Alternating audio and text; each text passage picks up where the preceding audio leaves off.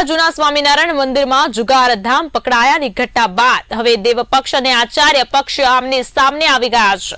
એકબીજા પર આક્ષેપ પ્રતિ આક્ષેપો થઈ રહ્યા છે। ગોપીનાથજી મંદિરના ચેરમેન હરિજીવનદાસજી સ્વામીએ આચાર્ય પક્ષના એસપી સ્વામી પર સીધા આક્ષેપો કર્યા છે। તેમનો દાવો છે કે જુગારમાં પકડાયેલ ભગત હરિકૃષ્ણ ભગત આચાર્ય પક્ષનો જ છે, પરંતુ આચાર્ય પક્ષના પૂર્વ કોઠારી ઘનશ્યામ વલ્લભદાસજી સ્વામીએ આ તમામ આક્ષેપોને પાયાવિહોણા ગણાવ્યા છે।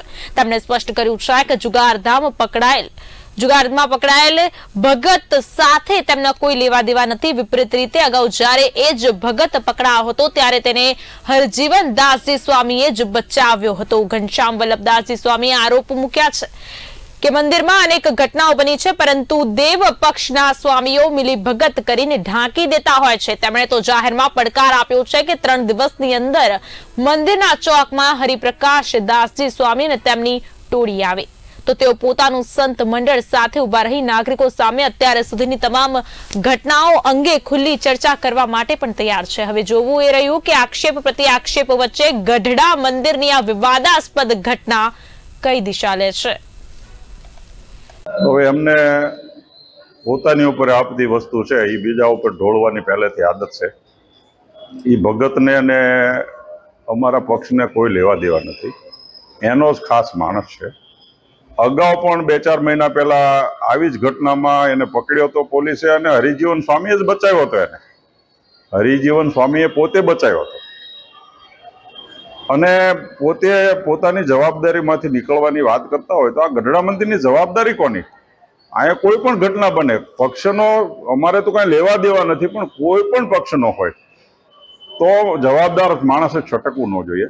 અને એક જ ઘટના નથી બની, અગાઉ વ્યભિચારીઓ ગઢડા મંદિરમાં હરિભક્તો હલ્લાબોલ કર્યા છે, એક પછી એક ઘટનાઓ બની છે, ચોરીઓ થઈ છે, પાપાચાર થાય છે, બીજી બધી ઘણી બધી ઘટનાઓ થાય છે। દરેક ઘટના આ સ્વામીએ મિલીભગત કરી અને ઢાંકી જ છે, અને છતાંય એને એમ હોય સત્સંગની અંદર હું મારી ખોટી વાત ફેલાવી દઈશ ને આચાર્ય મહારાજને હું હલકા કરીશ, તો મારી જાહેર ચેલેન્જ છે 3 દિવસની અંદર ગઢડા મંદિરના ચોકમાં હરિજીવન સ્વામી અને એની આખી ટોળી આવે, હું ને એસપી સ્વામી ને અમારું બધું સંત મંડળ અમે ઉભા રહેશું।